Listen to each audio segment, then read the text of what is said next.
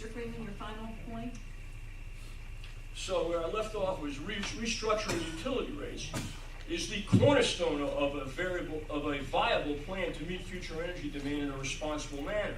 It'll drive reductions in utility generated electric consumption, but this important step will also drive innovation and investment in independent renewable energy systems by residents, businesses, and industry, who will find these investments less expensive than paying the higher tiered utility rates if they want to use more energy for dedicated tasks. So, once rate structuring is in place, with economics now working in the right direction to drive efficiency and renewable investments, the following steps can also be taken to meet energy demand without acting irresponsibly toward future generations. All heat-producing industries can be encouraged and offered strong economic incentives to invest in cogeneration of electricity. The North Carolina net metering rules can be simplified and changed to offer ready availability for homeowners, businesses, and industry who invest in renewable energy systems to sell back excess power to the utility company at retail rates.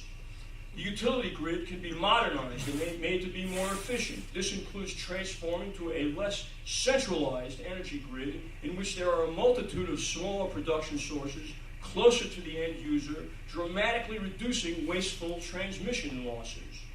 We can take steps to cut out peak hour energy demand, to remove the need for the vast overproduction capacity that exists today just for the purpose of meeting peak demands. Electric water heaters, heat pumps, air conditioners, and refrigerators can all be staggered through the smart grid with timing programs and devices without any change in personal comfort levels, habits, or functions to reduce simultaneous peak demand. This process can also be implemented through utility rate structure incentives by charging less for off-peak power usage.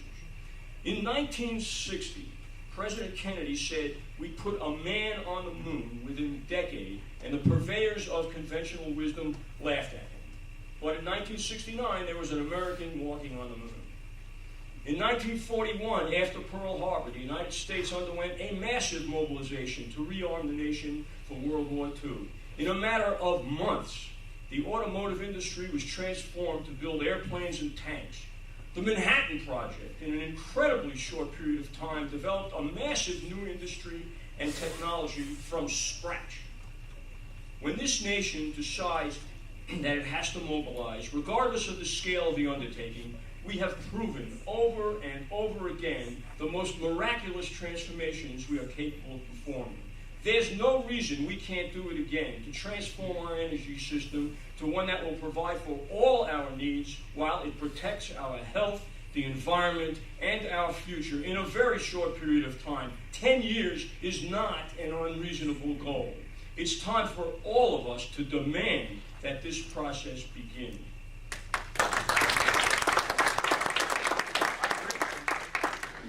I agree with that, totally. It is time for it to begin. And, you know, the climate change bill, what we've been advocating, and to get a cap on greenhouse gas emissions, coupled with a stimulus package, private investment will flow in big time once that's set up. So I agree on the distributed generation comments he had, where your power is located close to the source in which it's used. That's what our rooftop solar initiative is designed to do. So you don't have to build those power lines. Yes, it's going to be more expensive to put on the rooftop solar, but you don't have to build as many power lines. So that's the kind of equations that you can weave into the calculation. So I think we're in strong agreement. We've talked about a new Manhattan project to figure out how to sequester carbon dioxide from coal plants underground. We're building an IGCC plant in Indiana that's really, in essence, taking the place of the Future Gen project. He would suggest you can't do coal. That's a fair opinion. Then can you do nuclear? You know, it's hard to be for climate change regulation and against nuclear energy. No, it's not. Well, okay. Well, can I start my final statement then, and to kind of talk about some of the realities of this? Nuclear energy today, I mean, as a thoughtful, you know, when you go through the content of the annual planning process, what it takes to keep the lights on, not just for homes, but for businesses that employ workers and jobs to keep the jobs in this country. Our capacity factors, we operate the lowest cost nuclear fleet in the country. Our capacity factors are between 90 and 95%. There has not been an accident at the Duke facilities. The projects have, and what are fundamental to the reason why the rates in this area are 20 to 30% below the national average. It's the only 24/7 base load power that can keep the lights on 24/7. Wind is wonderful. Let me give you some statistics on wind operation. We're building wind, we're investing in wind. The Midwest System Operator, which controls the Midwest grid, over a 3-year period found that wind was available on peak 2, 30, and 67% of the time.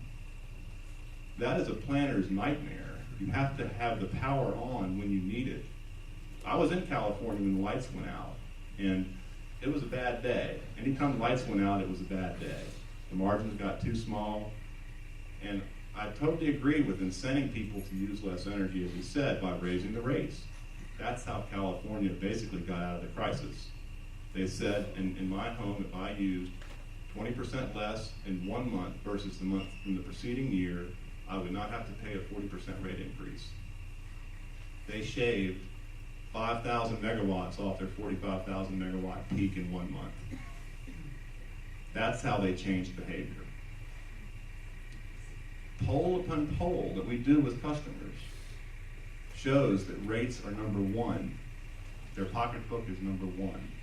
I'm not saying that's right or wrong, I'm just saying those are the realms in which the commissioners make decisions. And we're doing our best to balance cost, reliability, and rates as best as we can. And we have linemen, when storms hit this area, I've been up here working storms. They work around the clock to keep the lights on. I know the people who work at Cliffside. When there's an outage at the most efficient unit, and when there is, that means we have to run the least efficient units, therefore burn more coal and have higher emissions. They work 24/7. These are good people who work hard. I'm not hiding behind our employees, but I would just like to say we're part of the community too. I live in this area. I know folks who, I grew up in this area in many respects in the summer times, and now I moved my family here. I think working together is the way to really achieve results and not kind of have an either or, the tyranny of either or attitude. And we're not perfect. I'm not suggesting we are, but we've made great progress, and I hope we can continue to make great progress. Thanks.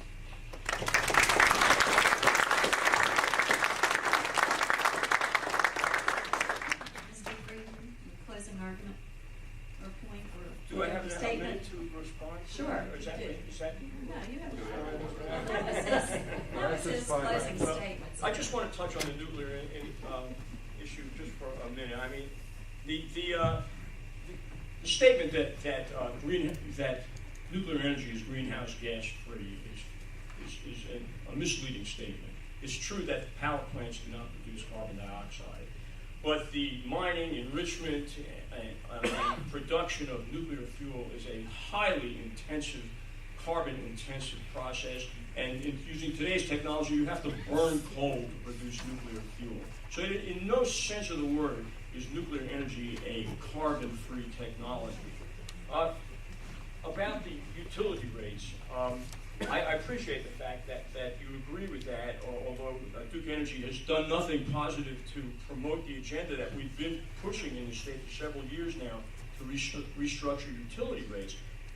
Restructuring of utility rates does not mean raising the cost of your utility bill. It actually will result in a lower cost of your utility bill if you invest in energy efficiency, which will inevitably pay itself back.